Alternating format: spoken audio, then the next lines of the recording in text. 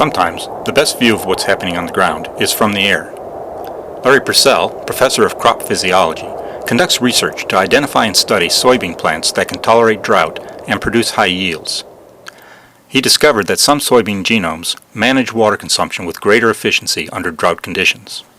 The main objective of this research is to evaluate and identify soybean genotypes that are able to withstand drought better than the commercial varieties we're growing now.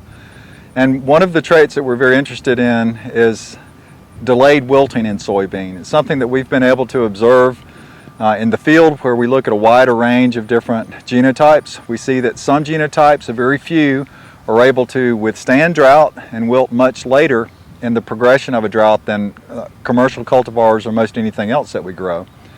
And it's been very successful, and we know that this delayed wilting trait leads to higher yields in genotypes where we're able to move this trait into the correct genetic background.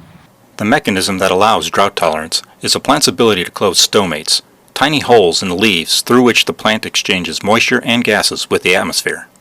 This action stops photosynthesis and preserves water in the soil that otherwise would be taken up through the plant and evaporated from the leaves. Purcell found that the leaf canopies of these drought-tolerant plants remained cooler than the drought-susceptible plants. He can differentiate between them by measuring the relative temperatures of the canopy. Purcell needed a means of measuring temperature differentials quickly across an entire field. He found that infrared photography from the air was the answer.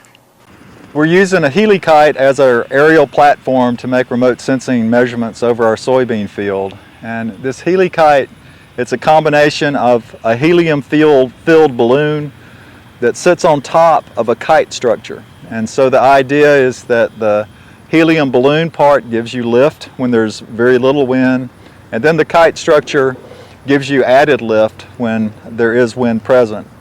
Attached to the Picavet is a camera system that allows us to take infrared images of our soybean field.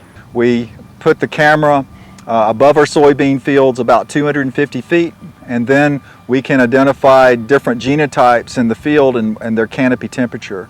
Infrared images taken from the helikite can show temperature variations as small as 0.05 degrees Fahrenheit. Purcell said the infrared images are so precise that he can identify plants under drought stress even before they show physical signs of stress like wilting leaves.